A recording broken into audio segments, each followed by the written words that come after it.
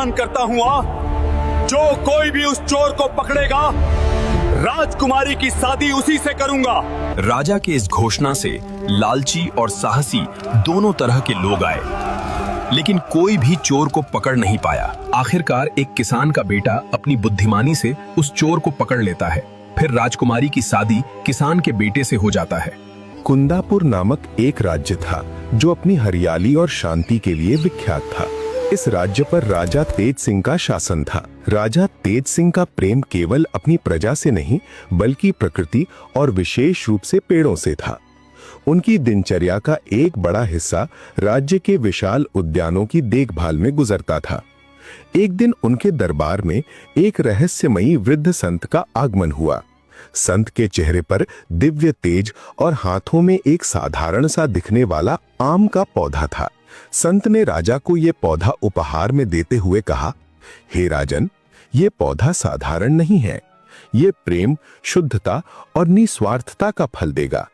इसे पवित्र स्थान पर लगाएं, लेकिन याद रखें, इसका हर फल एक जिम्मेदारी है। राजा ने आदर पूर्वक पौधा स्वीकार किया और उसे अपने सबसे गुप्त और पवित्र बागीचे में केंद्र में लगाया। वर्षों बीत गए और वो पौधा एक विशालकाय वृक्ष में बदल गया। उसकी पत्तियां सूरज की रोशनी में चमकदार पन्ना की तरह लगती थीं और उसके तने से एक मंद सुनहरी आभा निकलती थी। जब इस पेड़ पर आम लगने शुरू हुए तो वे किसी साधारण फल की तरह नहीं थे, वे शुद्ध सोने की तरह चमकते थे। राजा ने इसे अमृत आम वृक्ष का नाम दिया।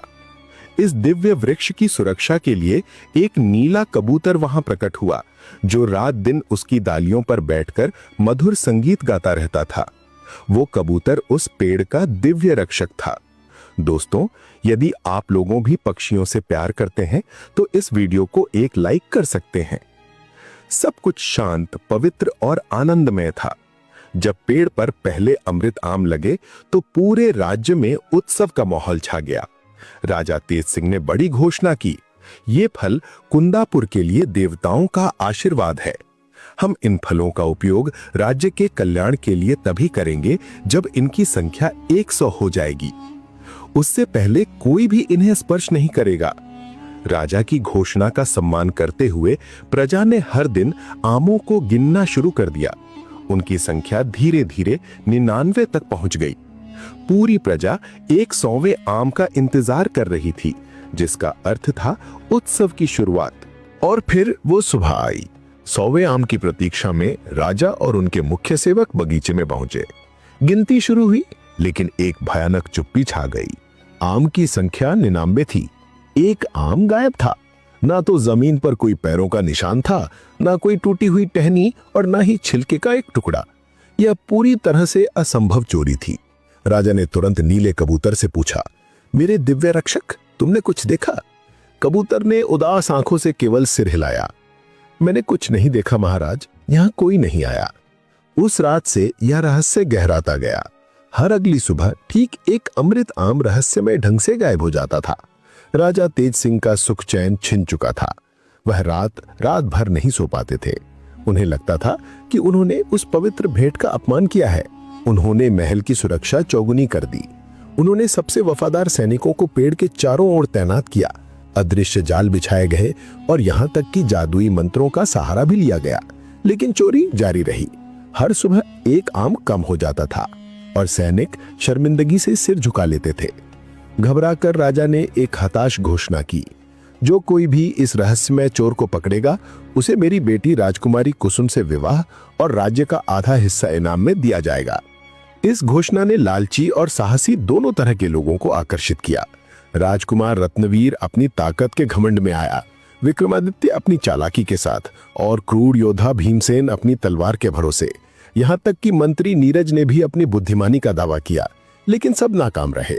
हर कोई हार मानकर लौट गया और लोगों में यह धारणा फैल गई कि यह किसी इंसान का काम नहीं, बल्कि देवताओं की सजा है, जो राजा की किसी अनजानी भूल के कारण राज्य को मिली है। कुंदापुर की सीमा पर बसे एक छोटे से गांव में एक साधारण युवक रहता था, जिसका नाम था रामकिशन। वो न तो राजकुमार था न योद्धा, बस एक किसान था।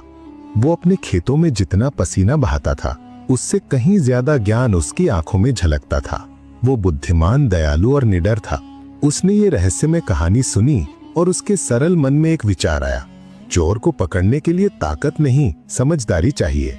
उसने अपने बूढ़े माता पिता से आज्ञा ली और महल की ओर चल पड़ा। जब वो महल के दरवाजे पर पहुंचा तो भारी भरकम पहरेदारों ने उसका मजाक उड़ाया।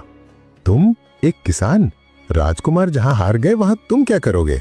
लेकिन महल के एक ईमानदार और अनुभवी मंत्री शेखर ने राम की सादगी में छिपे आत्मविश्वास को भांप लिया। मंत्री शेखर उसे राजा तेज सिंह के पास ले गए।